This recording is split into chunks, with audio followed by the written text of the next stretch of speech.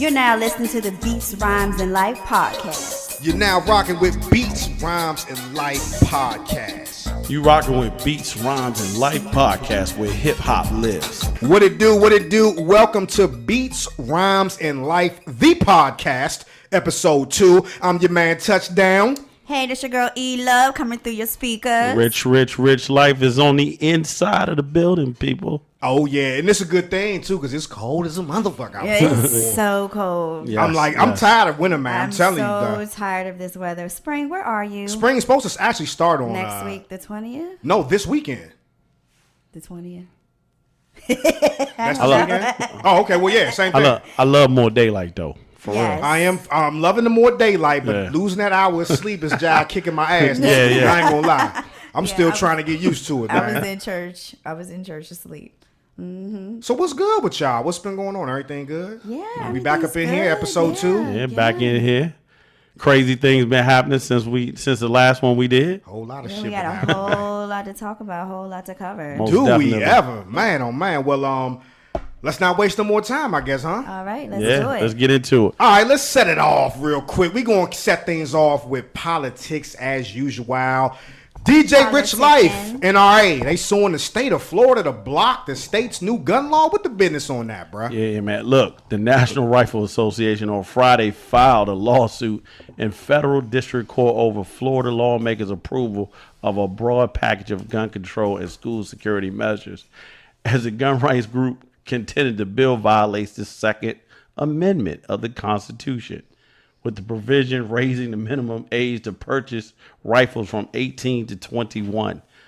Yeah, how the NRA can even have a problem with this, I don't know. I mean, to me, it's almost like this is a testament to how evil they are. Yeah, I mean, you would think with all the mass shootings going on, yeah, you would think that they would be like, all right, well, let's charge this to the game. Exactly. Let's make some adjustments. You know, lots of lives have been lost over the past few years, but hell no, they like, look, they just as cold and greedy as ever. I just don't get it. I don't get it either. I mean, look, in the provisions, it included a ban on bump stops, right? 3-day waiting periods for gun purchases. I don't understand why or what the problem. How can this be a bad thing? How can it be a bad thing? I mean, in contrast, in California, they were able to pass Prop 63 with 63% approval. In their particular proposal, the provisions included background checks for ammunition. So I mean, if you want to buy bullets, basically, right? Mm-hmm. Ban sales of large. That's deep. Yeah, that's deep. I mean, that's real strict right there. Ban sales of large capacity magazines.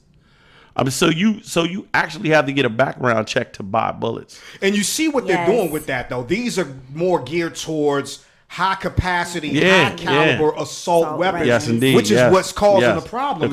Most definitely. It reminds me of a joke that Chris Rock talked about. Remember the bullet joke? If you raise the price of bullets, no one to get shot because nobody can afford to buy the bullets. Yeah, I like that.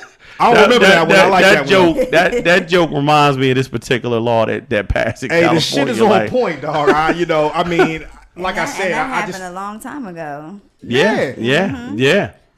I think the funny thing, well, not the funny thing, but the interesting thing about all this is that, you know, while the NRA is trying to sue the state of Florida, we have this National Walkout Day take place. It was great. That was big. Montgomery County School showed out today. Matter of fact, the kids walked out of my school.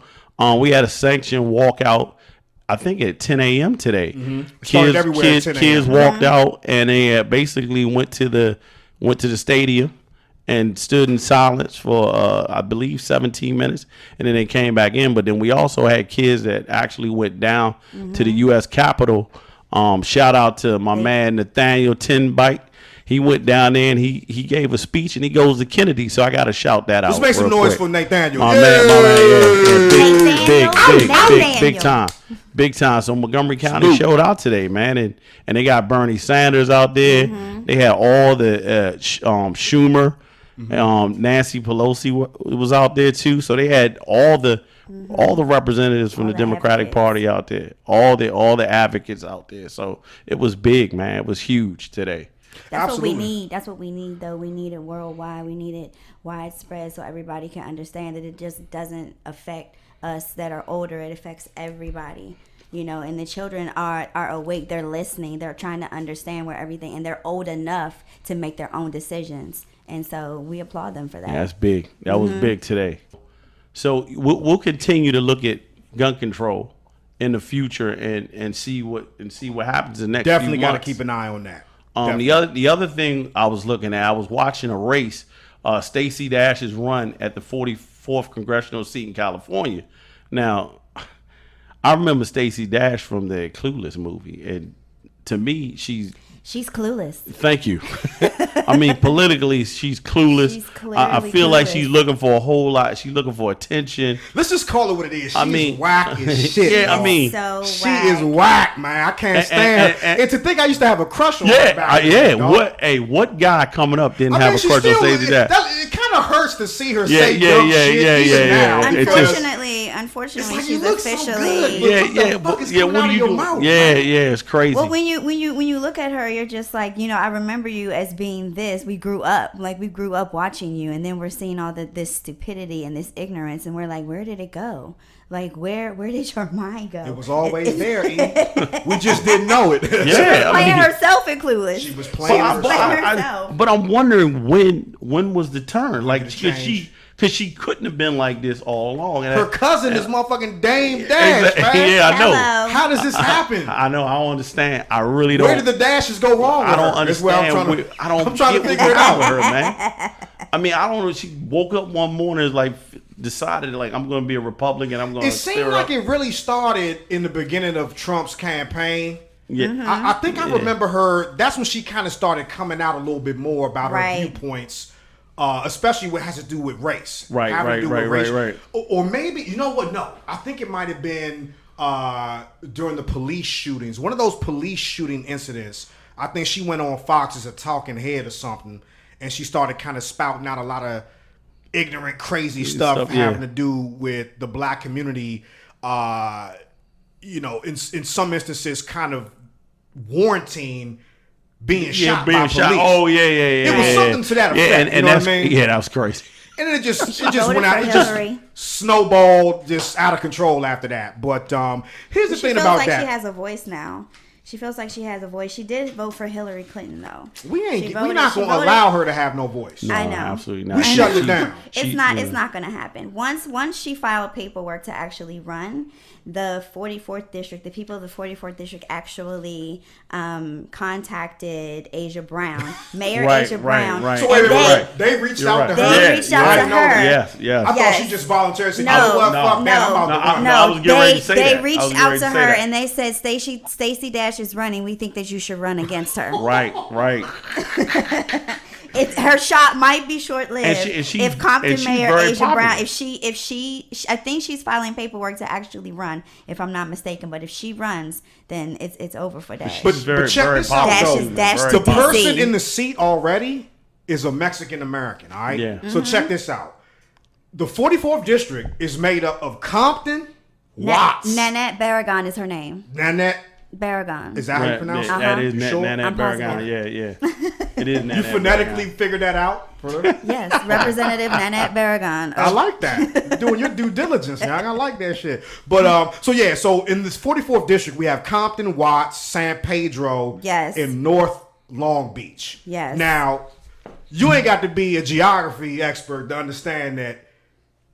And these are black and brown neighborhoods within this district. Definitely. So you have a brown representative already in this seat. Then you have a black competitor coming onto the scene who's already the mayor of Compton. Basically, so you got two experienced.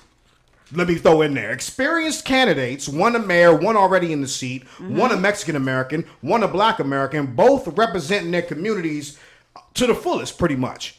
Going against a clueless, inexperienced, washed up, B-list actress? Yeah, it's no possible Slim, way. she ain't got a snowball's chance in hell. You hear me? No, I agree. Of winning this shit. I totally agree with you.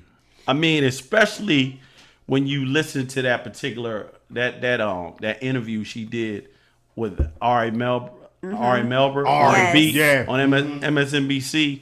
I mean, the degree of political ignorance she displayed.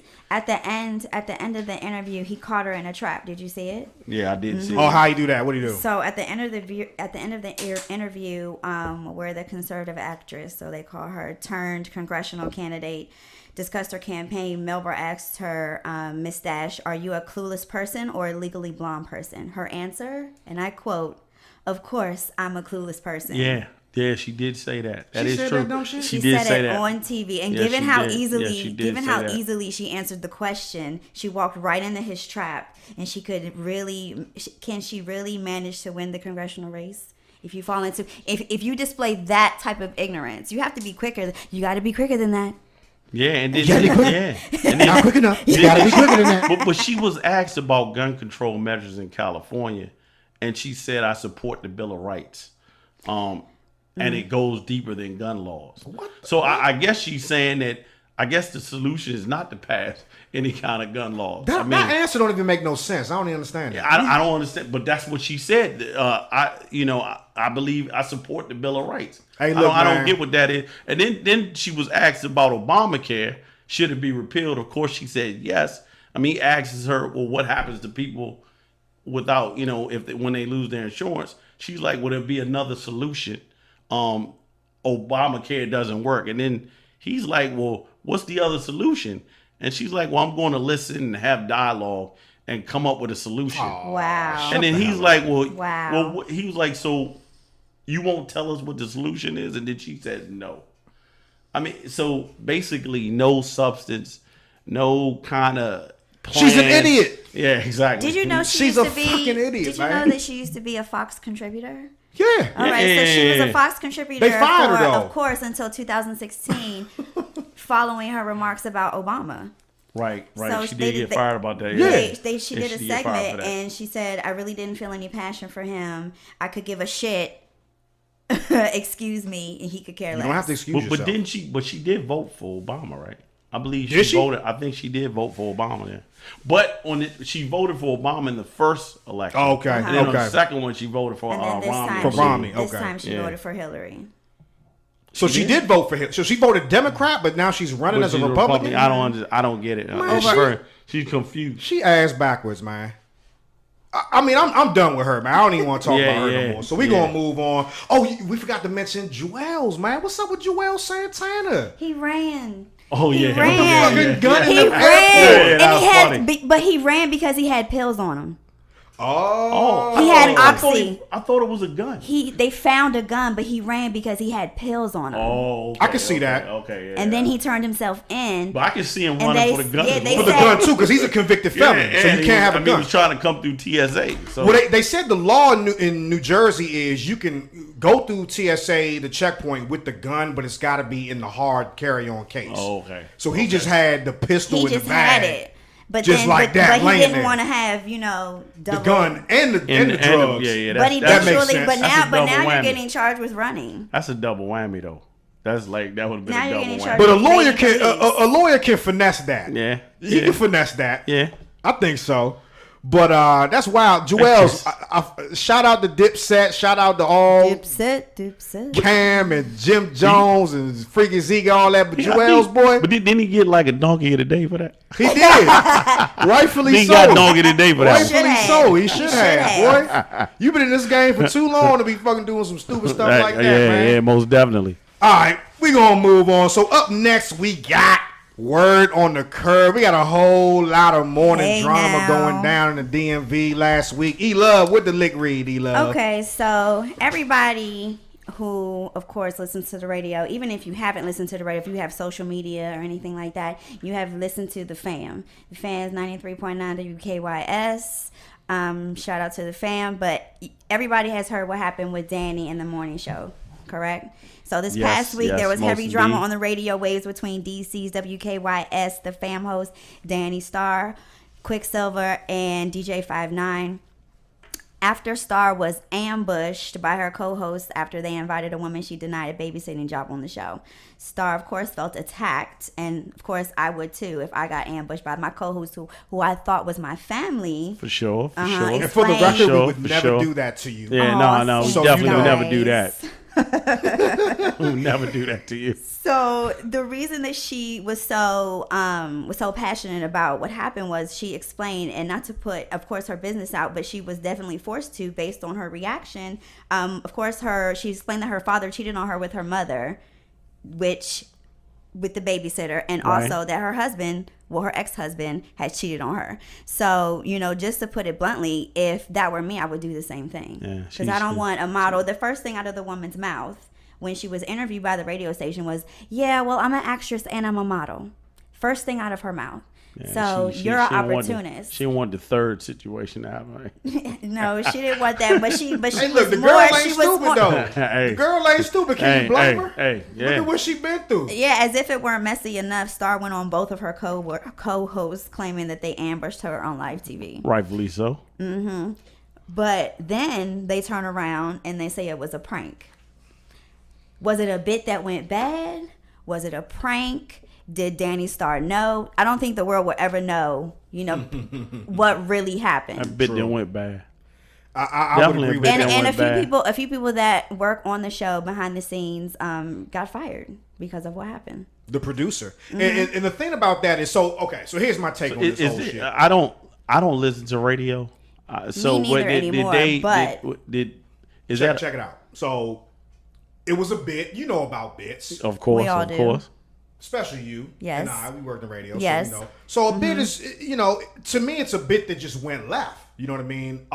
You can even say it's a bit that started out as a bit and turned into a prank. Right. Because I think in the end, I don't think that Danny was on the same page with them as far as how the girl was going to be coming at her.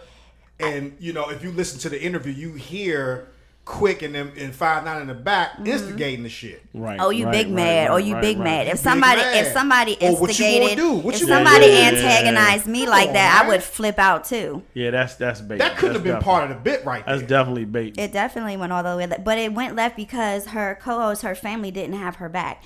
Mm-hmm. When you work in radio, everything is live. Yeah. There are some things that are rehearsed or practiced, so to speak, and you can do all of that. But when you do things it's live. You guys are recording. Yes, they have a time, allotment where, you could bleep out cuss words or things like that, of course.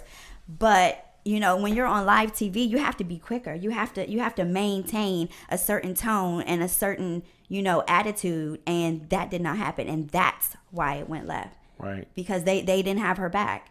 Right. Well, let's explain to the audience, because they may not be hip to the old slang and the terms. So, just so y'all know, a bit is just a radio industry term for a skit. Right. But a skit is something that you can visualize. See right. that it's fake. Right. Okay. Now, with a bit in radio, it's all theater of the mind. So, they're creating this bit and this scenario for you to imagine, and if it's pulled off well, you do think it's real. Yeah. But it's all fake. It's all made up. Right. It's just to, engage the audience, let them have some fun with the show co-host or host or whatever. And just to kind of have fun with it all. Keep them listening. Ratings as well, depending on how crazy it is.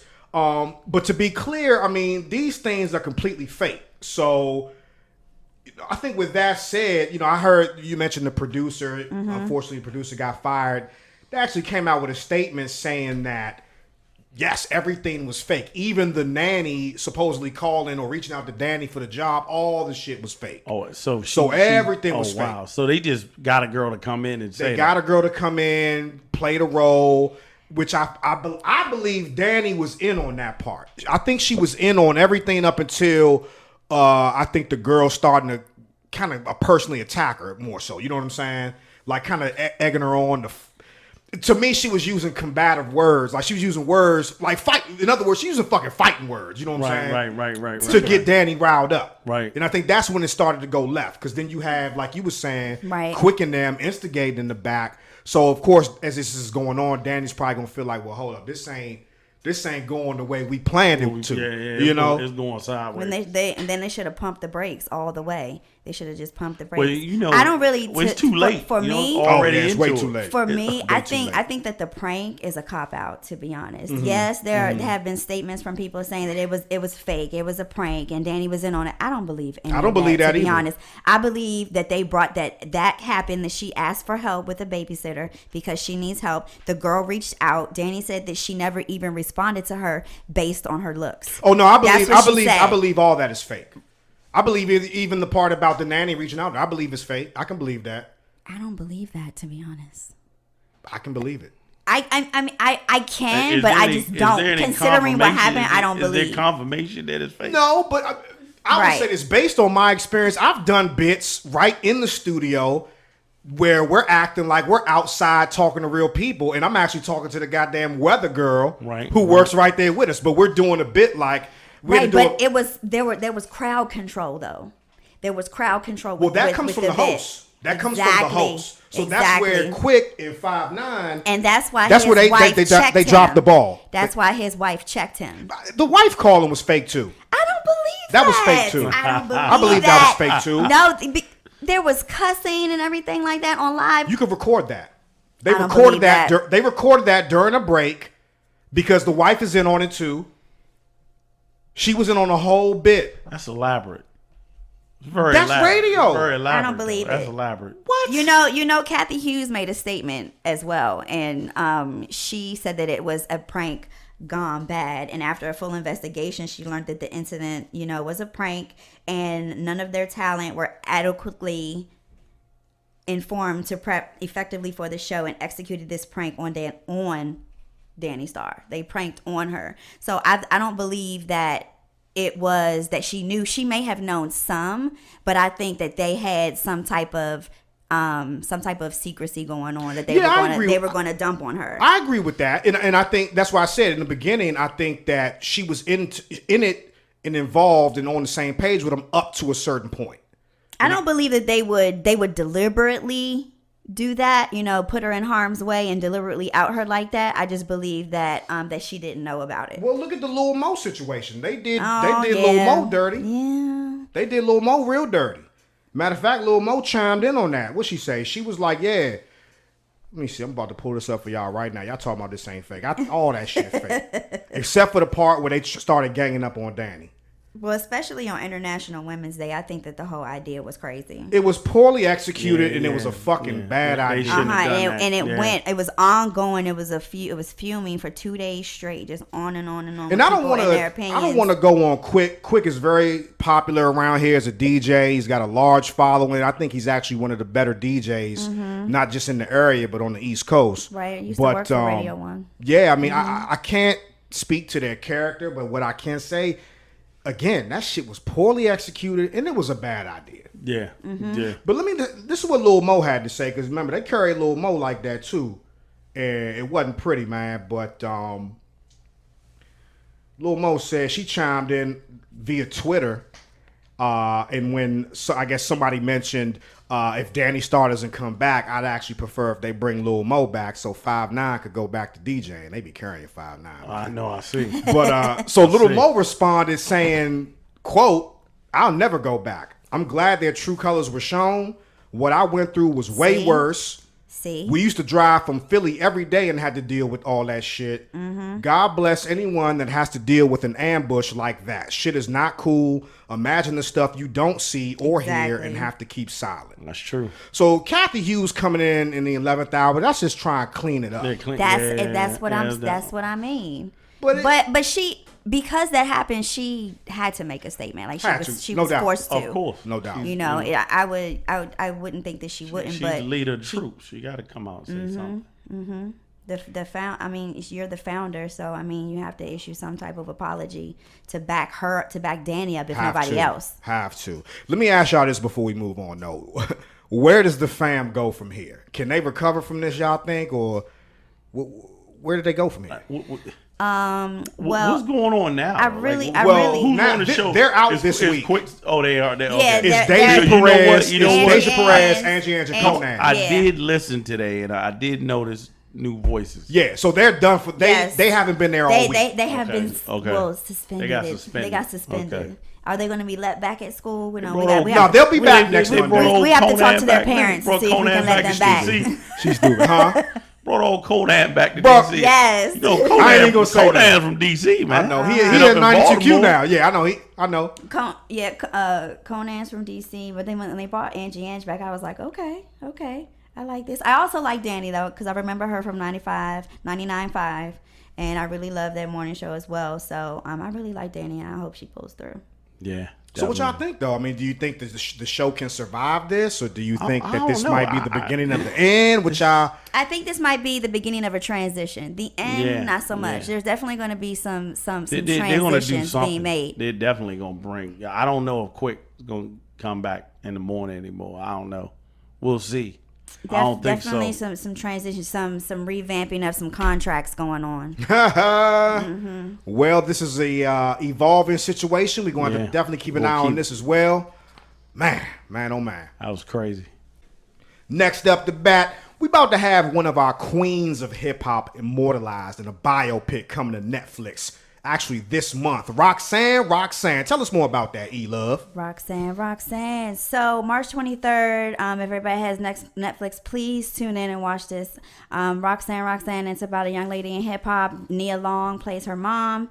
Please hit up our Facebook page and go see the trailer. The trailer is dope. It's dope.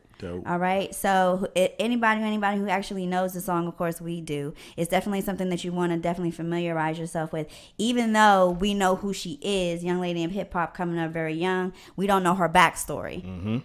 So it's good that this is coming out, so then we can actually know how she came up, what struggle she went through, and it's just about hip hop culture and where it happened. Yeah, I think her story is an important one in hip hop, in the history of hip hop, because I think we forget sometimes she was only 14 years old when she blew up in like one of the biggest rap beefs ever. With who was that? Marley Marl and the Juice Crew versus KRS-One, Boogie Down Productions, BDP from the Bronx. So, as this was going on, you had this young chick around all these hardcore. I mean, Marley Marl, like seriously, the BDP and the for a young lady of that age to be holding her own amongst all them dudes says a lot, man. Yeah, it does. I mean, I remember. I mean, that's old school, like for real. Roxanne, that's real old. That's like early. Yes. That's like not far after the Sugar Hill Gang, like early 80s, man. UTFO. Yeah, that's us. I mean, that's crazy. It was the whole real Roxanne versus Roxanne Shante. Yeah. I remember that. I mean, wow. I mean, that's big for this to be coming out. I mean, this generation definitely needs to do their homework and do their studies on Roxanne Shante. Another cool thing about this, I don't know if y'all heard, but like I don't know if they're going. You know how they used to do soundtracks for movies and stuff. Right. I don't know if they're going to have a soundtrack for this, but they said that the RZA from Wu-Tang is doing the score. Oh, okay. So that's tough, right there. That's tough. You already know that's going to be fire. Oh yeah, for sure. Shout out to my man. Mahershala Ali. I hope I said that right. He plays, I believe, her boyfriend. Kind of going to give you some insight into their abusive relationship. It's going to be kind of tough to watch, but shout out to Mahershala Ali, my man from Moonlight, and Cottonmouth from Luke Cage, one of my other Netflix joints. So, and Nia Long, Shout out Nia Long. Nia Long goes without saying. She hadn't been in a joint in a while, right? It's been a little while. Yeah, it's been a minute for her. Last time I saw her was like on Empire or something. Yeah, she's on Empire. Yeah. So that's. Well, if you gonna come back, you got to come back like this. Come back strong or don't come at all. Okay. There it is. So don't forget Roxanne dropping on Netflix the 23rd of this month, which is actually next Friday. So make sure y'all don't miss that. And also slide over to that Facebook page at BRL Podcast DMV and check out that trailer. Definitely. Bruno Mars catches some criticism. Why are they fucking with my man E-Love? So Bruno Mars has recently been accused of cultural appropriation, with lack of a better word, a culture vulture. CNN, Bruno Mars found himself caught in a heated debate about cultural appropriation over the weekend after an activist accused the 24-karat magic star of being a culture vulture profiting off of traditional black music. The culture appropriation, according to the Cambridge Dictionary, is the act of taking or using things from a culture that is not your own, especially without showing that you understand or respect this culture.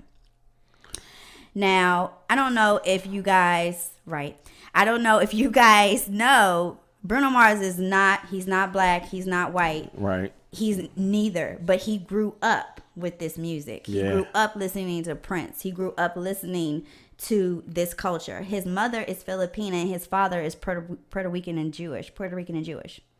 So he's a person of color. So yeah, so right, Without a doubt. exactly. Yeah, exactly, no doubt, right? Which constitutes, the negativity, and it's very disheartening. The Grammy Award winning star is known for blending elements of funk, soul, R&B, reggae, and hip hop in his music. These genres that are historically and traditionally African American. I think he's paying homage for real. Like Oh, honestly, of he's paying homage. course. He grew up dancing to Prince Exactly. in his deeper living than- room. It's in his DNA. It's in his Yeah. DNA. But you know how some people are though. Yeah, no doubt, Look, no doubt. because he's winning Grammys, right? They got to find Well, something. yeah, to they say. gotta find something to say, And then with the latest track that he just put out with Cardi B, Fire. the Finesse Jar, I love Fire. that track. But Fire. that track is old too. The track was revamped. The track came out in 2016, and he Okay. revamped it with Cardi B, which is genius. Yeah, you go. yeah. There you You go. you couldn't, yeah, because she's hot right now. That's why he the man right now. Yeah, Okay. yeah. So here's another thing too. Now, wait, I don't know if y'all heard about this. This is like putting a stamp on Bruno. His first record deal out of high school was with Motown. You don't get no blocking in that. You know what I'm saying? I definitely Your doesn't. first deal out of high school with a major label is with With Motown Records.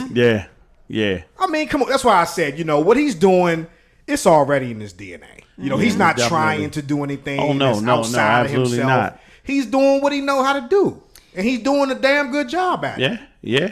I'm curious to see what style he's gonna come out with next because like this last song was like that Teddy Riley feel, Right. New Jack- that had New Jack swing to it, yeah. swing feel. In Living Color. The other tracks was like that old school kind of disco kind of sound. So I'm interested. Like that 70, late yeah, 70s. that late 70s, I that think kind of. I think that's him. That's Yeah, why I like That's him, though. him. He Like, takes he's- you. He makes you feel like you're actually back in that era, but it's a new song. But it's a though. new sound, I right, like- right, yeah. Ain't nobody tapping into that like No, that right now. He the absolutely man. not. He's the only one really tapping into that old Yeah. school feel. And the boy's an entertainer too now. Yeah. His live shows are off the chain, man. I ain't never Yeah. seen him live, but just watching him perform on different like award shows and stuff. I would yeah. definitely go check him out live. Most definitely. A lot of his fans came to his defense, of course. And when you say black music, you have to understand that you are talking about rock, jazz, R&B, reggae, funk, doo-wop, hip-hop, and Motown. Right. That this is what he said in a February 2017 interview with Latina magazine. Black people created it all. Being Puerto Rican, even salsa music stems back to the motherland, Africa. Definitely. So in his world, black music means everything, and it gives America its swag. Yeah. Hey, yeah. I mean, He said all definitely. that? He said all that. Right That's on, real. right on, that's brother. real. But that's real talk. Right though. on, brother. You see, I got my Black Panther hoodie on in here today, so Hello. I'm Real. about to put a real- fist in the air for my man Bruno that's- Mars, But that's baby. if you real think talk. about it, what kind of music is he supposed to do? Is Right. he supposed to Right. do country? Oh, he's Is he just supposed to do music. You know what I Exactly. mean? And music that's what is, he's doing. Music is universal, so he's But doing this the music. messed up part though. Didn't you say a black woman said that though? Yes. So there was a podcast that came out, and this was a black woman. Her name is Saren Sensei, and she was the one that said Bruno Mars is 100% a culture appropriator. He is not black at all, and he plays up his racial ambiguity to cross genres. Writer doesn't matter, man. It doesn't. Writer and activist Saren Sensei said in the clip, and I quote, "The Grapevine web series explores African American issues. What Bruno Mars does is he takes pre-existing work and he is just completed word for word, recreates it, extrapolates it," she added. That's he a big does word. Good Lord. extrapolates. He does not create it. He does not improve upon it. but he tries to make it better. He's a karaoke singer, she said. Oh, he's a wedding singer. Oh, she hating. That's hate. That's He's hate the right person there. you hire to do Michael Jackson and Prince covers. Oh, she hating. She hating. But yet, Yeah, Bruno yeah, Mars hating. has She an hating. Album of the Year Grammy, and Prince Well, look, never won well, an look, Album of the Year Grammy. You had to remember where this guy came from. He came No, from like Prince. but what I'm saying is that they had a show about him the other day. I think it was a few years back, and he took you back to his house. I mean, like, you should see this house. His that he parents grew were up like in. show It entertainers, was right? Yeah. but they grew up poor. Like, it was really, really poor. And he's been doing this since he was like 6. Yeah, I mean, for this guy to go from this to come to that, and then, you know, people questioning whether or not he's doing. Yeah, you know, Shorty, it's she ridiculous, hating. man. That sound like nothing but some hate yeah, raid, man. Yeah. Well, some agree with her. You know, of course, you can't have dark without light. You Yeah, know, of course, so of course. when you have a topic like this, of course, you're going to have people that agree. And some say that she makes a valid point about appropriation of blackness and how it is now lucrative rather than taboo. Bruno It's Mars always been lucrative. Yeah, man. It's always ask Elvis. always. Look, Ask look. Elvis. Thank you. Ask Buddy Yeah, Holly. yeah, Thank exactly. Ask all them Bama's that ripped off yeah. Chuck Berry back in the Yeah. day. All of them. Please. So I mean, just look at the Beatles. I mean, Bru- they took a lot of stuff to, you know, I mean, the Beatles. They took stuff from the Isley Rolling Brothers. Stones. They took stuff from the the Isley Bee Brothers. Gees, Yeah. I the mean, Eagles. Yeah. Come on now, Hall and Oates. Ain't Yeah, nothing, you ain't gotta nothing rem- new under the sun, baby. Nothing new. Nothing Nothing new under new. the sun, Nothing man. new. But you know, black folks rule pop culture. We do. I mean, fashion. We rule the cool. Music. Yes. I mean, you We name make it. the We cool. into it. Ain't that what Charlamagne Yeah, always Dance. said? We make the cool. We make the cool, and it's true. Yeah, It's true. Definitely true. We are the taste makers and style perpetrators. Most definitely. I just made that up. That sound. I was all right, right? All right. Anyway, man. So what's up, Black Panther? Black Panther hit a We billion. got some more. Black Panther Black, doing numbers still. Black Yeah, Panther yeah, hit still doing numbers. hit still going strong. It hit a billion. It's right up there with Avatar, going strong for 20 for 26 since 20, That's big. 26 days. That's big. Yeah, That's that's big. huge. Avatar was a huge movie. Yeah, Avatar is that's still at big. the top, but Black Panther is in close proximity. It's definitely the highest grossing superhero movie ever. Good shit. And you know what That's else I good heard stuff, too? good stuff. So they already confirmed the sequel for Black Panther Yes, 2. they have. And I just heard today that Kendrick Lamar, who actually did the entire soundtrack with Top Dog Entertainment, he's going to be tapped to play a role in the next BP2 That should be interesting. as a villain. Yeah, that's So big. that's going to be big time. I think he can That's pull it big. off. Oh, of course Yeah, he can yeah, pull it I off. think he can pull it's it time. off. It's time. Yeah, he yeah, sold yeah. millions of records. It's Yeah. time to Yeah, jump yeah, in the it's time act. to do Yes. something, yeah. Yeah, it's time to He jump in needs the to get act. all of that aggression out. And that's huge though, because I mean, the whole superheroes thing is that whole thing is a big franchise for him. His first stint out in a big joint like Black Panther, you know, you can't beat that. Winning. Like, for real. Winning like a motherfucker. Win- And yeah. then, have you seen the video for Miss Me With That Bullshit? That bull. Hey. Young, that's a tight video. Like I I ain't watching get a that chance to see- video, I ain't get I a can chance to see see that. his I haven't had a chance I to can see see that. his acting Bitch. skills a little bit Hey. because he's animated in the joint. You know, it's just they got him in so many different scenes. Like he gonna be good. I think it's gonna be good. That's one of my favorite. I don't really watch videos that much anymore. Me neither, But that but- one right there, I will be on what's the it, lookout for that King's one. Dead or something like that. I think is the name of the track. Watch that video. I'ma bro. check that. I'ma check that that. joint. I'ma check That that shit is joint. more different than anything that's out right now, video wise. It's definitely a hot song. I see so much choreography because you know I follow dance pages and all that stuff. Oh, yeah, that's your so thing, that's your you know that's my thing. So there's so much choreography to this song. It's so hot right now. You have heels choreography, you have hip hop choreography, you have all of these choreographers dancing. These little kids are dancing to it. It's hot.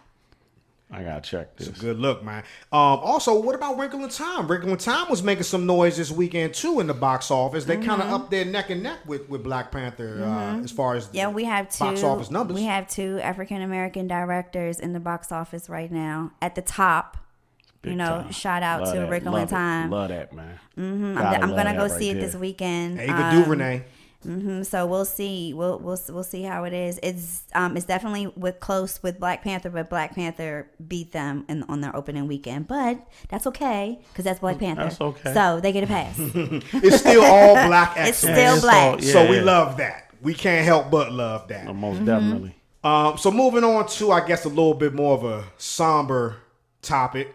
So This I'm always hurts gonna bringing it down a notch. Bring it down. Unfortunately. So R.I.P. to Craig Mack. The hip hop community is definitely mourning the loss of rapper Craig Mack, who died in Walterboro, South Carolina on Monday. He was 46. That's young. He died of heart failure. Interestingly enough, he was planning to make a return to music, and they just finished his album. Wow. So it's gonna come out clearly. Okay. Because we know look out for Craig Mack's new album. But it's definitely mourning a loss because he was a big influence in hip hop. I'm gonna keep it a stack. I never really been a Craig Mack fan like that, but I gotta acknowledge his impact on the game. I mean, we got to remember Craig Mack gave Puffy his first #1 hit off the freshly minted label Bad Boy at the time. Yes, he did. Not only his first, he gave him 2 #1 singles. 1994, Flavor in Your Ear went #1, and then the remix went #1. Right. So definitely something that made a huge impact on Bad Boy in the game of rap as a whole, but also, I mean, he kicked the door down for B.I.G. though. Yeah, he definitely did. He was on 2 of his singles. He was on the Dolly My. Oh no, that was Super Cat. That was Super Cat. That was Super Cat joint. That was Super Cat joint. I stand corrected, but he was definitely on the Flavor in Your Ear remix, and then just that one hit #9 on the Billboard charts, Billboard Hot 100. Okay. Flavor in Your Ear remix. But #1 in our hearts though. Oh, most definitely. You know what I mean? Yeah. Because who could forget Biggie's line? You know what I'm saying? You niggas is mad I get more butt than ashtrays. I ain't even gonna go no deeper. The whack gimmicks joint. The whack gimmicks. Shit is pathetic, depressing. Please forget it. You're mad because my style you're admiring. Don't be mad. All right. I'm done. You know the rest. Y'all know the rest. Who's hiring? UPS, nigga. Go get a job, nigga. But nah, real talk. I mean, Craig Mack, definitely an important piece of hip hop history. Yeah, most definitely gonna be missed. Yeah, he gonna be missed, man. Definitely gonna be missed.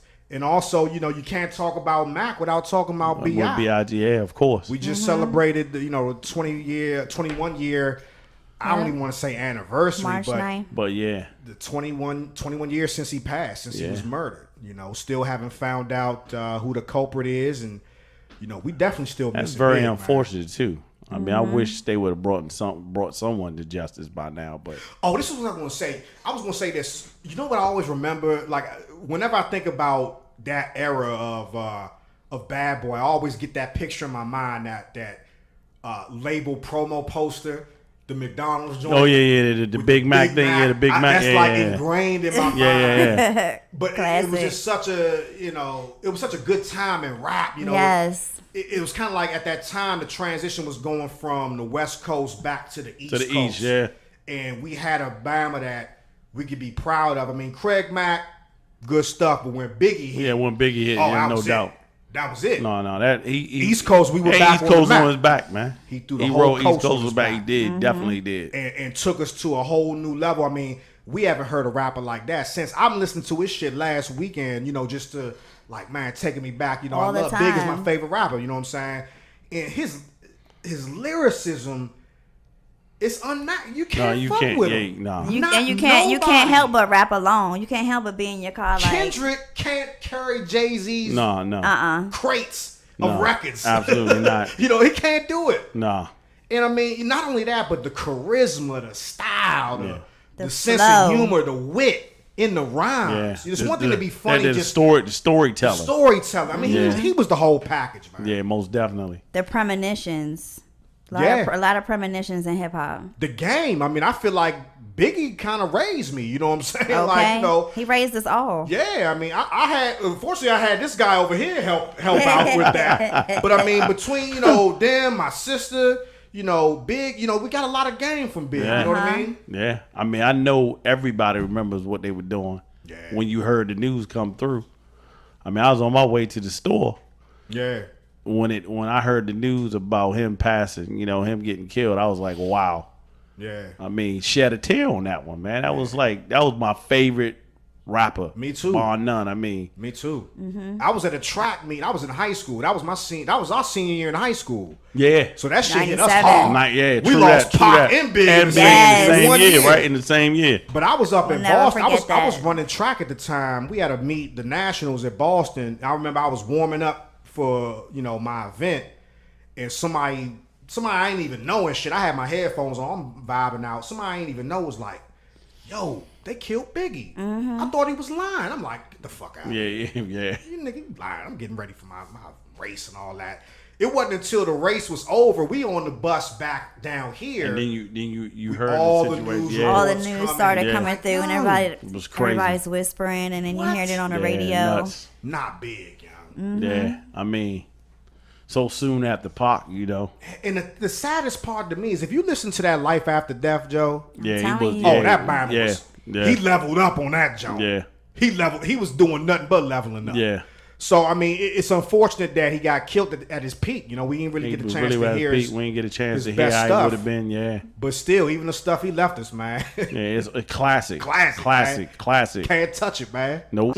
Yeah, we miss you, Big. We're gonna miss you, Craig Mack, man. But definitely left us behind with a lot of great material. So we definitely can enjoy y'all music for years to come. Yeah, he survived with his wife and 2 children. So Special guest in the building.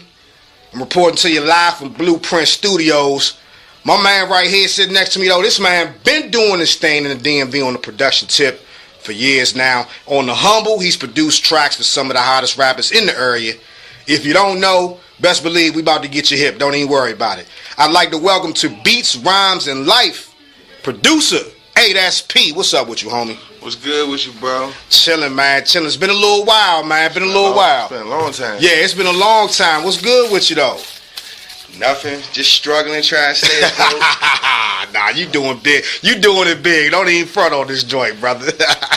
Nah, man. Nah, it's been a little while, but it's good to catch up with you, man. I definitely appreciate you coming on. You're the first guest for the show, bro. Yeah, I heard that. I wish I had like a shirt or a hat for you, a snapback or something. Man, I ain't tripping off that, man. Hey, look, though, we gonna get the merchandising thing. We gonna get that shit popping. You need to holler at him for that. I got you. Yeah. I'm who, Roy? Yeah, I'ma holler at Roy. He do the shirts. Okay. Yeah, he do the shirts in that jump. And I got a designer. Yeah, So there it is. We gonna work that out. But yeah, I got you though, bro, because you're gonna be a friend of the show for a long time now, man. So definitely appreciate you coming through and just giving me your time here. First things first, let's jump right into it, man. For those that don't know, give the folks a rundown of your resume. Well, I'm most noted for discovering Fat Trail and the Slutty Boys, and Young Mo, Uchi. I've done tracks with pretty much everybody from the area. Only person I ain't worked from the area is Shaq Glizzy. But everybody else from down Wale on down, I've worked with from everybody in the area that you can think about. I've worked with them in some type of way, even as far as the club promoters and the DJs and the producers and stuff like that. So not only did I produce No Secrets and April's Fools and Youngest Run in the City, but I also managed Trail through that. So all the videos and that you saw around that time was led and organized by me. After that, I worked with Steve Francis for a little while with his company, and then just decided to just straight produce and just focus on producing. So yeah, that's pretty much where I'm at right now. Still trying, like I haven't, made it to the point that I want to make it to yet. I really still ain't really made it. I make just enough money to survive and eat and keep a roof over my head, but I'm still pushing, you know what I'm saying? And I fell back off producing because working with Trail, it was hard to do the business and do the music at the same time. So I fell back off producing and got like rusty. So I just started getting back into production heavily, and now it's like a real big a real big thing for me right now. Right now, I'm trying like basically just really make a name for myself, not only as a business side, but also as a producer. And I have to say, I regard myself as one of this area's best producers, along with Young Clip, Slopes, good old Tone P. As far as right now, I kept in touch. I always stay in touch with even after me and Trill had a falling out, I always kept in touch with the Slutty Boys. They always kept in touch with me. Mm-hmm. Michi from the Slutty Boys is my partner right now. He's the one who brought me my new artist, and I guess we can get into that later. But yeah, for sure. That's what I'm working on right now. I also produce, a lot for him, and he one of this area's upcoming artists. He got a lot. He just dropped a new video about to go on 10,000 views in just a week. So, like, he really at the point that Trail was at when we realized that, yeah, man, we about to do something. Yeah, about to make some noise. Yeah, we about to do something. We about to do something. So let me ask you this: we gonna get to the bare facts about AyeDatsP. So I want to know personally, where did you get that name from? I used to be, growing up, if you from around here, of course you gonna get into the fucking around the streets and shit. And my name is Dakari, and that's a rare name. So motherfuckers was just like, man, you can't keep telling your people your name Dakari, because they gonna know.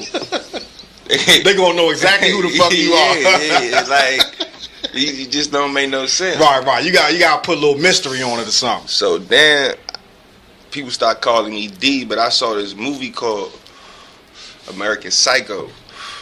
Christian Bale. I don't know if you ever seen that movie. I know all about that, John. But I love that movie though, because Christian Bale is just hilarious in that movie, and he was obsessed with this. No matter how much money he had, he was always envious of this dude named Paul Allen. And he killed Paul Allen, and he kept telling everybody he was Paul Allen. And I like Paul Allen. Not Christian Bale who killed Paul Allen. And I don't know why I would want to call myself somebody that got killed. But Paul Allen just had this style to him. And he had this arrogance to him, but he still was oblivious to how much everybody else envied him. He didn't understand. He was just cool in his own right. You know what I mean? Like his business car was better, his apartments was better, everything was better. But it wasn't because he made more money. It's because he had better taste. He just had the style. Yeah, he had that style. So I tell everybody my name was Paul Allen, and then everybody just start calling me P. Okay. AyeDatsP. You just made me think of an AZ line. What he say on the joint? He said, I'm just as foul as you, but you ain't got no style in you. Remember that shit? Yeah, you made me think about that line right there. That's what's up, though. So, all right, man. So, look, let me let the people know one thing, you know what I'm saying? My man right here, AyeDatsP, producer extraordinaire, I got to let him know. We go back, dog. We go back to motherfucking Kettering Largo. Football. Cracking skulls out there, football and shit. And then even fast forward to later on, I remember... we was Bowie together, Bowie State. Oh, you did go to Bowie, that's right. I graduated from Bowie. Yeah, I think we had a class together. I think like some type of critical thinking, reasoning shit. I do remember. You remember that? Yeah. And I even back then, like, I remember hearing like buzz about you just in the business. You know what I'm saying? Like, I guess you was just maybe getting started back then early. I was definitely just getting started back then. I didn't even know that's what I wanted to do when I was in college. I didn't really understand how to do, like, I knew I liked making music, but it's like how the people going here. It wasn't until I got locked up, and when I got out, I felt like he's already on his way, so I guess he'd be here. It wasn't until I got out and the only thing I could do to get a job, because now I got a criminal record, was be a promoter. And I started promoting for Mad Power Unit. Okay. Who was like one of the biggest promoters in the city at this time. And I got to see firsthand, like, they marketing strategies and how they promoting and advertising. And that's how I learned how. That's how I kind of started to understand the business, and that's how I really got into the game, because then I started to figure out how to get everybody to hear the music, not just like make music. Right. So you wasn't even making beats back then yet. Mm-hmm. Oh, you were. Mm-hmm. So how'd you get started making beats? Who started you off with that? Like how you just had that ear for it and shit? You know, I played music growing up. So okay.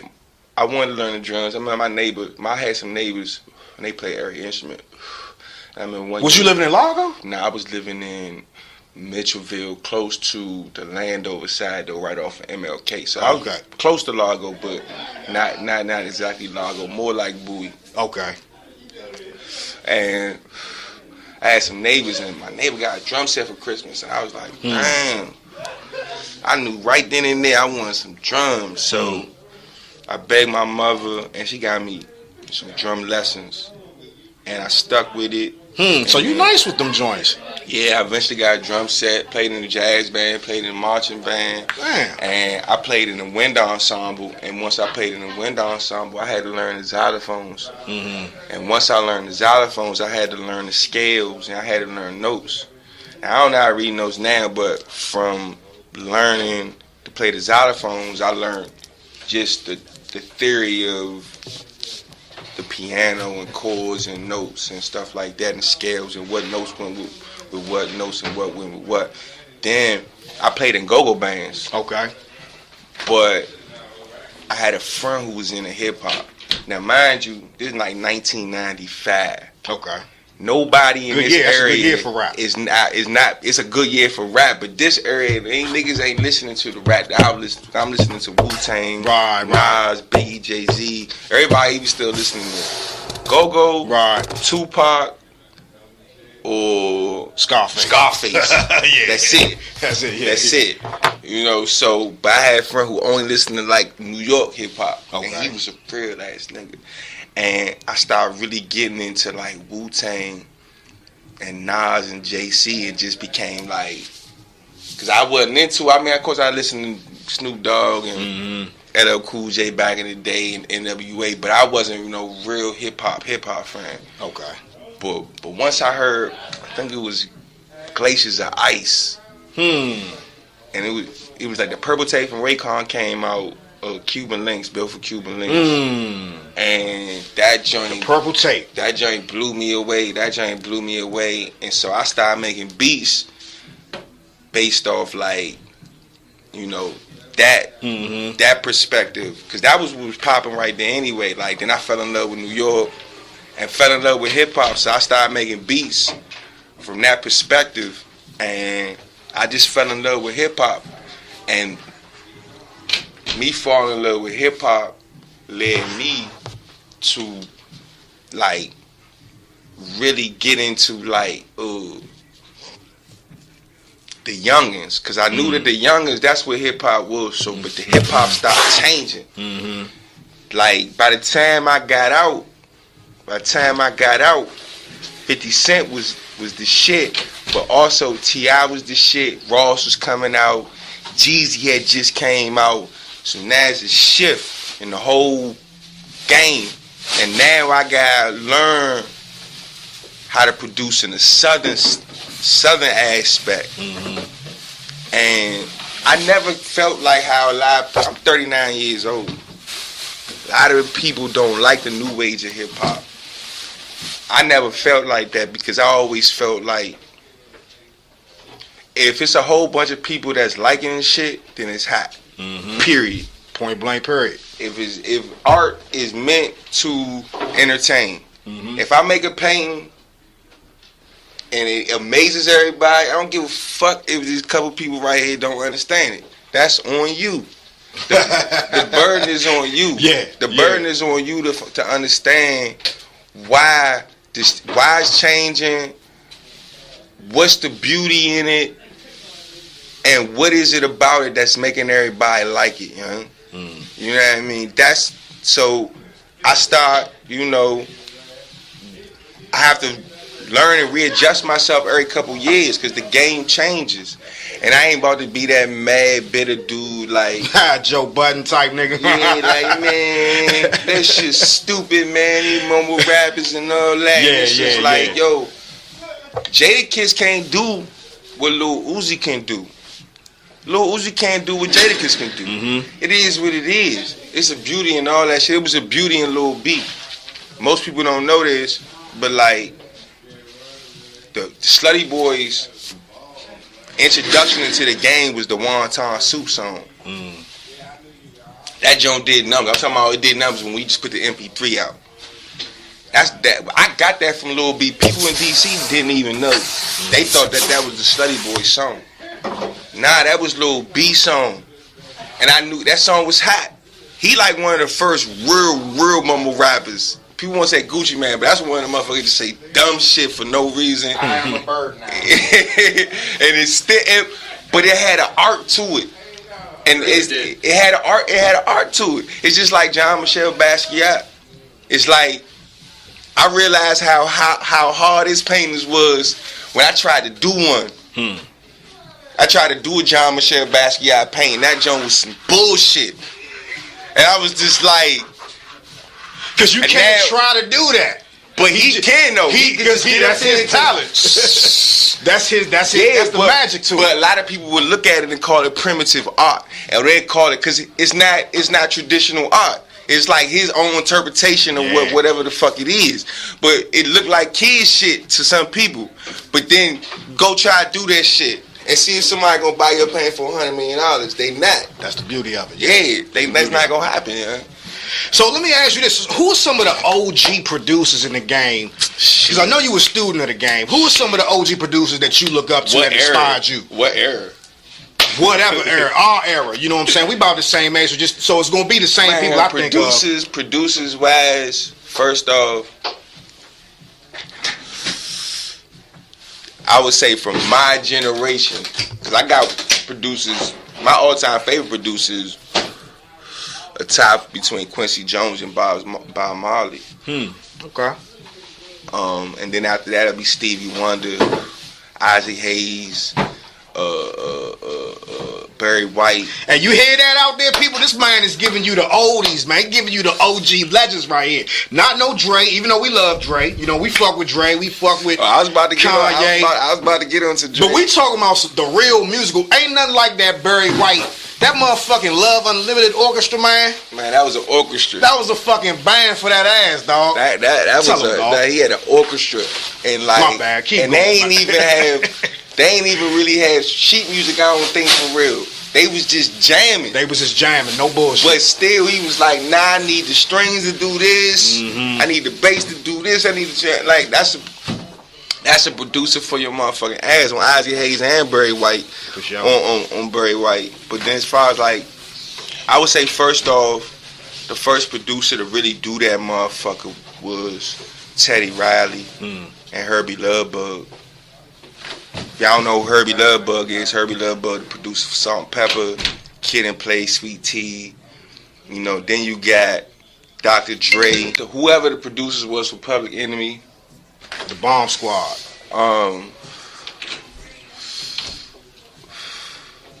Then you got, of course, you got the RZA. Okay. You got DJ Premier. You got Swiss Beats, Timberland, Pharrell, Lex Luger, Drummer Boy, now Metro Boomin and 808 Mafia, like one of my favorite producers right now. Okay. Travis Scott, Kanye, of course. I could go on and on. Yeah, I know you could. Study Digital, like I'm a fan of producers, a real fan of producers like even Kwame, one of my favorite producers. Like, oh yeah, he do be producing. Yeah, he do. Kwame R&B shit too. Kwame did all his shit, but I didn't even know that till he made the all that I want. That John.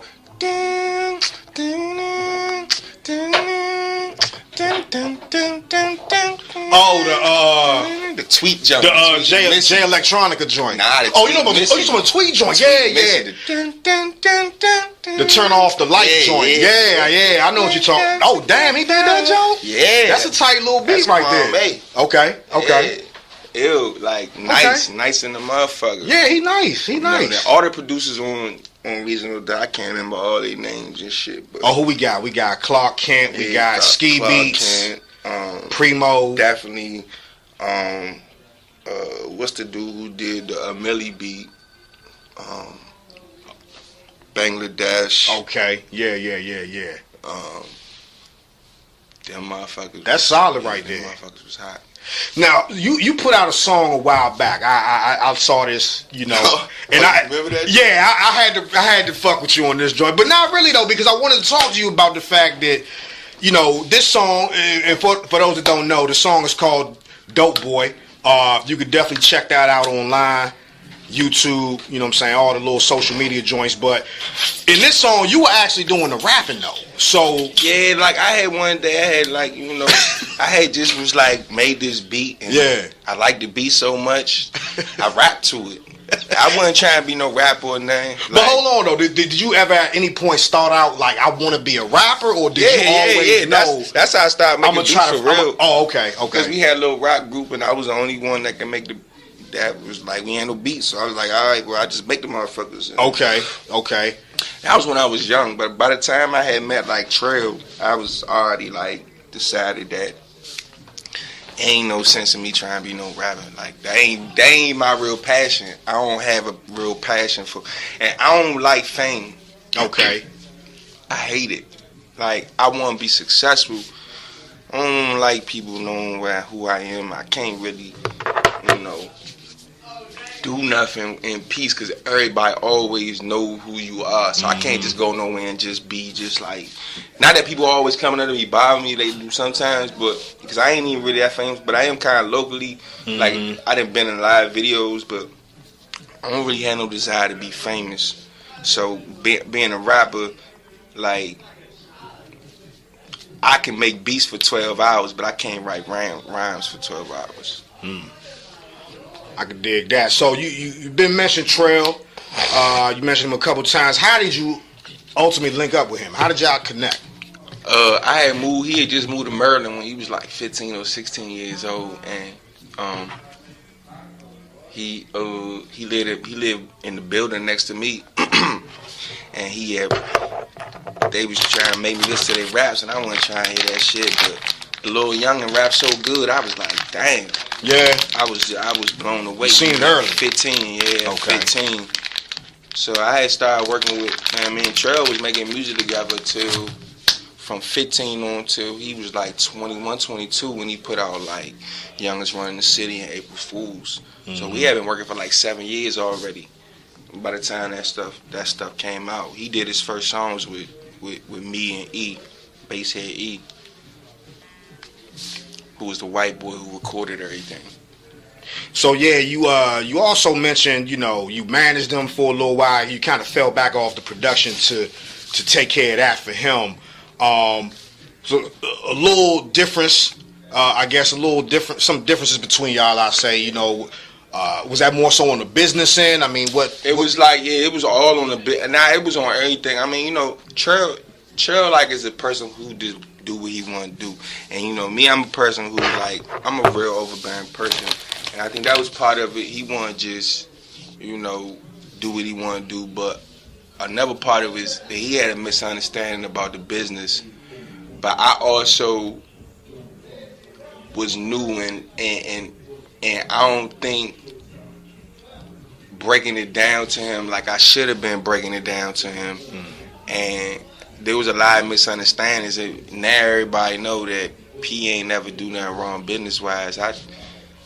But I was real arrogant in my ways, and nigga, if you don't understand this shit, I felt like, nigga, I done brought you all the way here, nigga. Like, bruh, you getting money. You getting more money than me. Like, that's how I was feeling, so I was real impatient with everything, and so, but I don't really think that I was or we was ready at that time. Like, we was about to be millionaires because I set up this deal that was really about to just like, but I don't think none of us was ready. Like, I think we was all about to just go crazy. So how long after that is when he, I guess, went over with Maybach Music? Shoot, I think he did his own thing for a little while. Then he went with like Master P. But he always had a relationship with Wale. So, you know, from us, you know. So, you know, I guess it was easy for Wale to just boom. You know, Trey was, you know, Ross always been a fan of DC. I was dead Ross first time ever coming to DC when he came out with Every Day I'm Hustling because I was working with Mad Power Unit and they had booked him. So I was dead first hand in the studio with him in VIP with him, seeing the shit. He was a real fan of DC. And I remember they came to the studio in the trap, and I remember Tupac was asking Dominic, he was like, yo, why the or Dominic was asking Tupac, he was like, yo, why the fuck did you bring them here? And like, this looks real creepy. But them niggas ain't had no problem with it. They was cool as shit. Gunplay, this was Gunplay, this before anybody ever heard of Gunplay. And they was cool with it. They always been fans of DC. Cause I remember when we was on tour with Wale, we went on a couple tours with Wale in the beginning, you know, when Trey was first popping. And when we went to Miami, Ross showed us a lot of love. Like, he was just a big fan of just DC, period. But he was a fan of Wale, too. So, it's probably a year and a half, something like that. Okay. Maybe a year and a half, 2 years. That's what's up. So, y'all squashed everything. Y'all on good terms. Everything good now. I got a couple songs with Trey. You know, we got two. We're actually about to shoot a video. Okay. With Trey. You're rocking with Beats, Rhymes, and Life podcast. We in here chopping it up with DC's own producer extraordinaire, AyeDatsP. So let me ask you this, P. How would you describe your sound? Well-rounded in DC.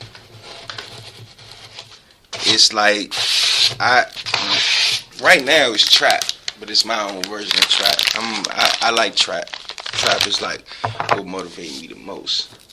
Yeah, trap is definitely what's popping right now. So what's distinctive about, you know, your trap song, your trap sound, I would say?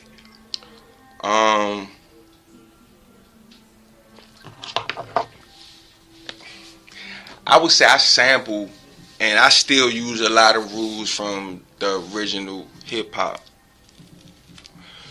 So, but still, I'm a producer that I'm gonna have my own little cadence as far as my drums is concerned, but I'ma always evolve and my sound always gonna change. So if you listen to my sound 4 years ago, it sound nothing like my sound is today because I'm influenced by everybody that's producing right now. I take a lot away from everybody, but I still follow the same rules of when I first started making beats, like the RZA and sampling and the type of samples that they get. That's a good little statement. I like what you said there because I actually wanted to ask you about that too. Like, how do you feel about sampling and producers that use a lot of samples? Is that something that you against? It's an instrument. I mean, you can't tell me it take any more talent to make Jump from Criss Cross, was also Jermaine Dupri, one of my favorite producers. It was produced by Jermaine Dupri, which is a sample of oh baby give me one chance. It's a sample of that good old Jackson 5 joint. Yeah.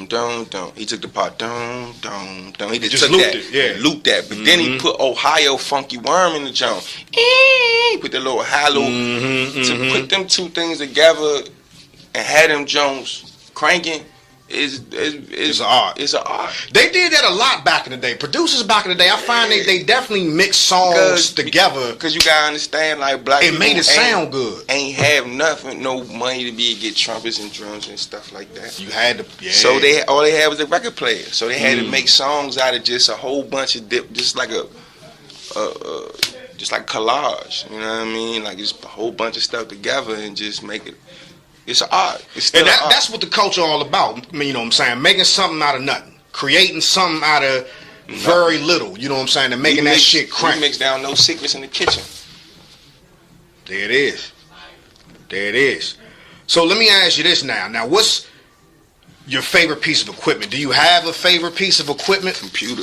Computer? Yeah. You're not an NPC type motherfucker? I started on the NPC, but right now the game changed. Okay. So it's like the NPC, you can still do all this stuff, but you still a little bit limited because you can't alter stuff just by going to it. But you can now, where they got the new NPCs now, where they got computer software and you can go on it. Mm-hmm. But when the game started changing and everybody started using Fruity Loops and everybody started using Reason and Logic, I had to learn a new program, so I learned Reason. Okay. So it's computers now. I just need a computer and a keyboard. Okay. What about the creative process when you making a beat? Can you talk about, you know, what that process is like? You know, what kind of inspiration you draw from, and then just, you know, I just draw from whatever. Yeah, I just draw from whatever's going on. Yeah. Like whatever I'm feeling at that point, whether I'm feeling trappy, whether I'm feeling like R&B-ish or however I'm feeling. But I usually start with a melody, whether it's a sample, whether it's just the keyboard. Do you like think about it in your head and like, oh shit, I gotta go to the studio later on, I gotta do this shit? Well, I got my stuff at home. Oh, okay. So, I mean, if sometimes you catch a vibe at home, you put that shit right down. Yeah, I put that shit right down. But then sometimes I feel like, yo, we gotta do a song of this shit. Do this shit right now. You know what I'm saying? That's what's up. Let's go to the studio, lay this bitch down. So then we come up in this jump, right, and do that. That's what's up. Is there an artist that you want to work with that you haven't had the opportunity to work with yet? Man, I would love to work with Young Thug. Okay. That's like my favorite rapper. But now I would like to work with the artists from out this joint that I ain't never worked with, like Q the Fool. Mm-hmm. I ain't never worked with Q the Fool, like Big Flock. I love to work with Big Flock. Okay. Whenever he get out, you know, them some dope ass artists from around this jump that I love to work with. And currently you working with Molly Kush. That's your artist, right? Nah, it's Micho. Maul is my old artist. Oh, okay. Micho right now is the one who did the Bobby song with Rico Nasty. Right, yeah. That joint getting burned too. Man, he got another video he just put out called Johnny Bravo that's doing numbers. His mixtape was doing so many numbers. Spin really ripped it off, saying that it was fraudulent. And you was telling me about that, yeah. And anybody who know me, if you follow me, we ain't never been in the fake numbers. Like never. All the YouTube stuff, all them jumps is real numbers. I don't even know how to go and get fake numbers, even though I'm sure it's easy as shit to go to a website. I'm not even familiar with that process. But even somebody was hating and just bought fake numbers, which I don't know who would do that. Right. It just did so many numbers. How you even do that shit? they just did so many numbers that they were just like, it's no way, it's impossible. So he cooking right now. Okay. So we should be on the lookout for some shit, huh? Okay. Definitely keep us posted at Beats, Rhymes, and Life. You know what I'm saying? We definitely big y'all up. Anything y'all need, any kind of support we could provide with y'all, we definitely hold y'all down. So appreciate that. Yeah, you let me know. So Micho, let me hear some more about him, man. Like, how'd y'all hook up? You know, what kind of potential you see in him? Michi actually handed me Micho, was like, I got artists for you, because he seen Micho, all the Study Boys seen what I did with Cherry from the beginning, so they know that given the right circumstances, I know what to do with an artist that's totally obscure. So he gave him to me, and I was just like, whoa, this dude nice. Put him in the studio. First couple sessions we did Bobby, and the response from that jump, just put it up on the ground, was like nothing I've never seen before. Then we put the song out. Man, that song did 100,000 views in like 8 months. Okay. Out of artists with no mixtape who don't nobody never know of. Right. So We did some videos. His videos doing numbers right now. He getting feature money and show money right now. We getting parents money and shit. So good. Right he coming now, up. he really coming up. That's what's up.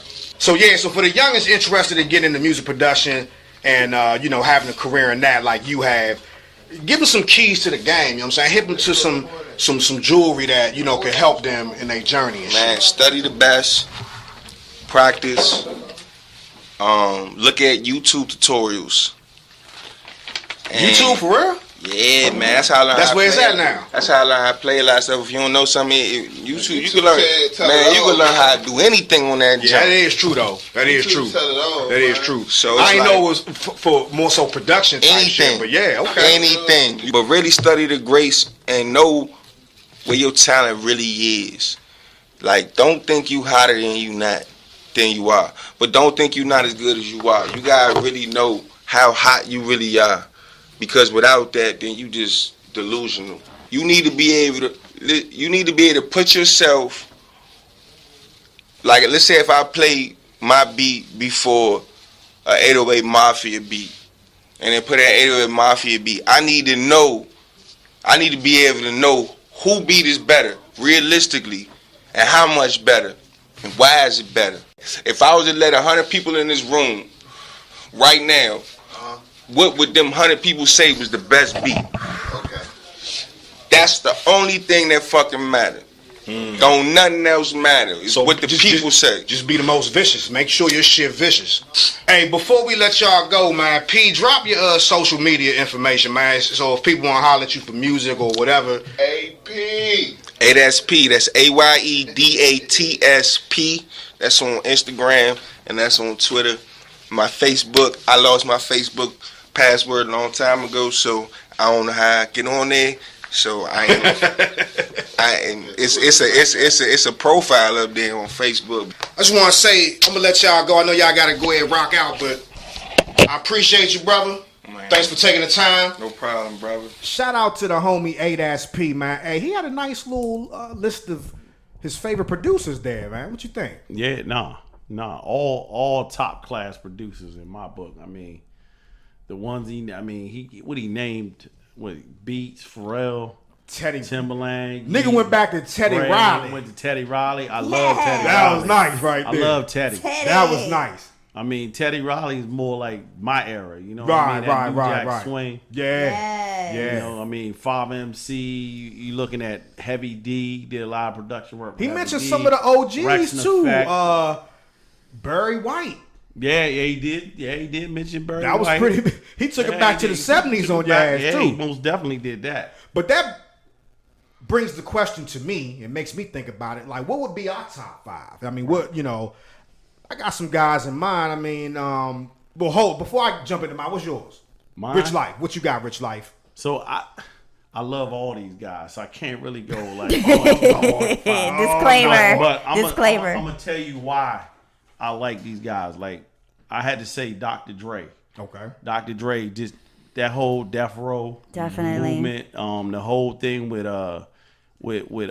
Easy E, that whole movement, NWA movement. I mean, we did production work on Eminem, 50 Cent. You know what I'm saying? I mean, this dude major hits Snoop. with all those. Sure. Snoop, right? Snoop. I forgot all about Snoop. For sure. I mean, Tupac.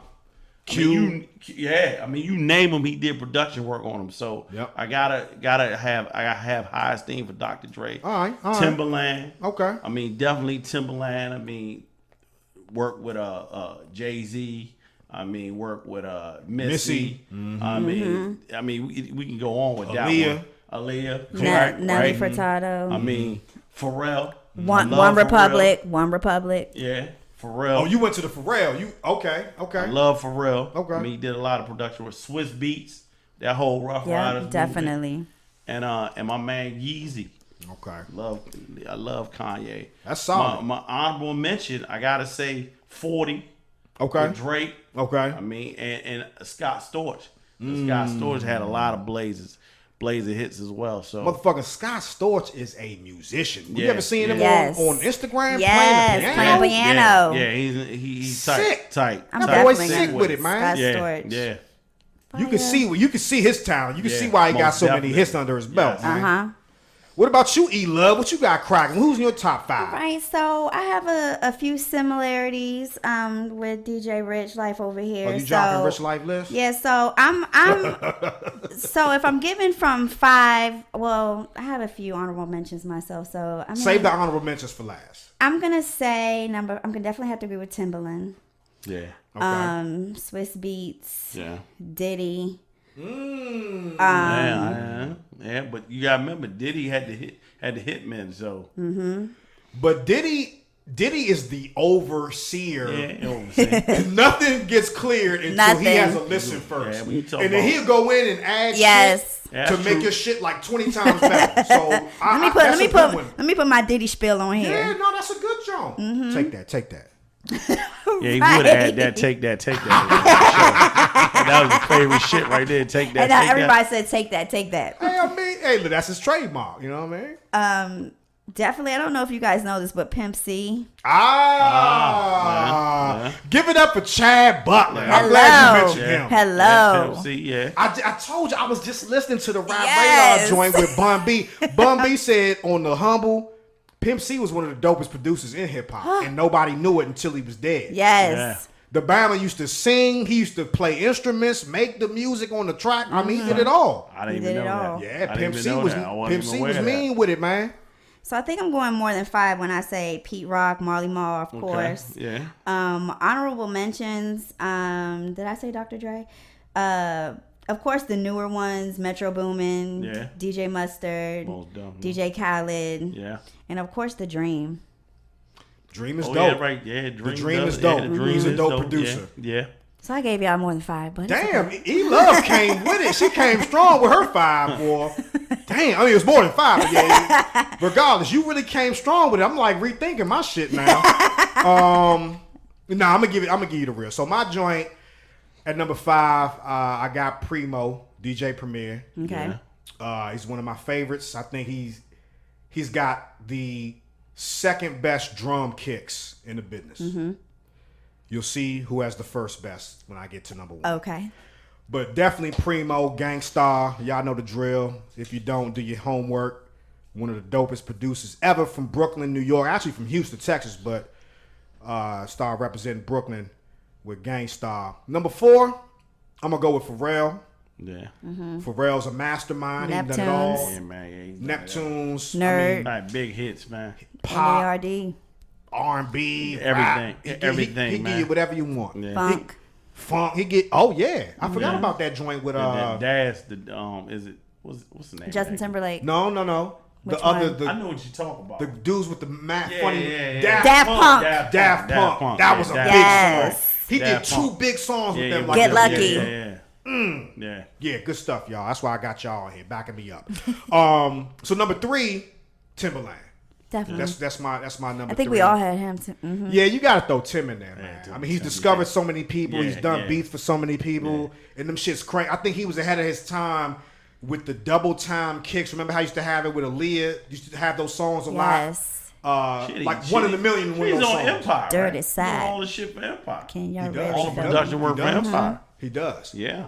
Timberland. I mean, you could put on a Timberland beat from 1998. That shit sound like Still something sound from like yeah. year 2020. It's like he was way ahead of his time, and gave us some crazy hits with Jay-Z. Man, him and Jay-Z are like Batman and Robin or something. But yeah, so that's my number 3. For number 2, I gotta go with Yeezy. Yeah. Yeezy's just dope, man. I mean, Yeah, man. I mean, sick. I don't even know what to say about him. That's Like, all you can say is he's niggas dope. like that. He's a prodigy. I think he's a production prodigy or something, man. But yeah, definitely Yeezy. My number 1, I'm gonna have to go with the Dot.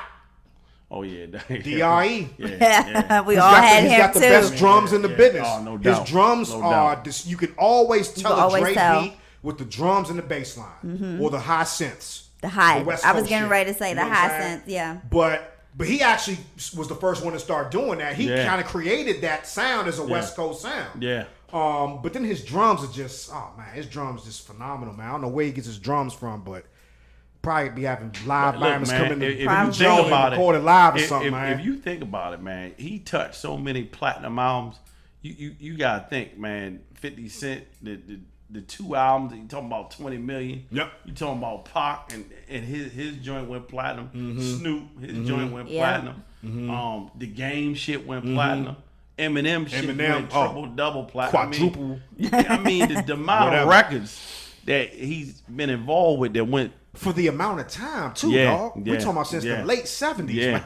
yeah. Real Yeah, talk. you're right. Yeah, you're right. He been in that Exactly. thing. Yeah, Late 70s, man. Out in L.A. doing his thing. Yeah, so yeah, Dre. Drizzy Dre, Dr. Dre, the Definitely. D.R.E., He's on man. everybody's number one producer list. I got 2 honorable mentions for y'all, though. Okay. So, one, I had to throw him in here some kind of way just because I love this dude. Motherfucking Pete Rock. It's one of my favorite producers. Hello.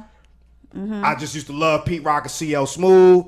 I love the fact that Pete Rock used to, he used to glow up on the dark skin shit before it was really cool. Always Chocolate Boy Wonder. He always bigged up for the dark skin brothers. So love that part. Yeah. And Swiss Beats, man. Swiss Beats, phenomenal. Swiss, yeah. Another dude that he's really got a real distinct sound. Whenever you hear a Swiss beat, Swizzy. a beat from Swiss Beats, you know who it is. You know who made it. It's just very distinctive. He's just got his own sound. He's in his own lane. Shit, you gotta remember Rough Riders. Rough Riders, man. R. Killed Kelly. Yeah, Killing it. DMX, the The Lock. Locks, Yeah, I mean, Drag On, Yeah. Eve. Eve, yeah, killed I mean, it, man. Yeah, He did beats for the whole roster. So and they were all hit makers. So also shout out to Alchemist. I do fuck with Alchemist as well. Yeah, Alchemist is tight. He's sick. Oh, yeah, And okay. also have Havoc from Mobb Deep, another one of my favorite Yeah, producers. Havoc's tight. Gotta give my Did a honorable lot of- he mention. did production work on 52. For sure. And that's it for my top 5. But now we got some good lists there, y'all. Yeah, definitely. Pretty much on I'm surprised that you're joining. Oh, I was thank a little you. impressed by E's list. Thank you. I kind of knew. I knew what you were gonna come with. She threw 2 joints that I ain't, I wasn't The expecting Pimp them C to. joint. I wasn't Let me expecting tell that. Hey, look! Shout out to the audience. I want y'all to interact with this. I want y'all to go to our Facebook page at BRL Podcast DMV on Facebook. Drop us a hint. Let us know. Drop us a note. I'm fucking that up. It's time to go. I'm gonna do the whole thing. Drop us a note. Let us know what you think. Whose top 5 list was better? I ain't gonna lie. I kind of think E Love might have had the edge on us a little bit. Yeah, she had a She good came one. with some wild cards that were pretty good, but whatever the event, whatever the case, man, y'all slide on over to the Facebook page. Yeah, let's just have some fun. Send your votes have some in. fun. Let us know whose list was better, who y'all was rocking out with. All right. Or who you rocking with? Like, Yeah. what producers you rocking with? Yeah, did we Give leave us somebody your out? top Or 5. do you have some honorable mentions? Yeah, Like there's some new definitely. ones that we didn't mention. So Let us know. No doubt. Yeah, that about does it for this episode. Episode number 2 in the books. Beats, Rhymes, and Life podcast. All right now. Representing DMV. Special shout out to AyeDatsP, my man, the producer, coming through, chopping it up with us. Also, shout out to Roy over at Blueprint Studios, representing Upper Marlboro, Maryland. Follow the show on IG at Beats, Rhymes, and Life with a Y. Also on Facebook at BRL Podcast DMV. And you can holler at me, your boy Touchdown, on IG at Stackdo De Niro. All right, it's your girl E Love coming through your speakers, and you can follow me on Instagram at Elena Baina. That's with 3 A's at the end. That's my IG account. Y'all go ahead and follow me there. Your boy Rich Life. Want to shout out all the Montgomery County students who went down to the U.S. Capitol today. That was big, huge. Y'all keep it up. Huge. Keep it up, Big. man. Keep the pressure on the government to make changes, man. Please. No doubt. The youth, y'all control the revolution. The more the y'all. better. The more Most the definitely. better. Most definitely. So hit me up, IG at JustMeRichLife, Twitter at JustMeRichLife, man. We'll catch you on the next one. See you. We out. We out.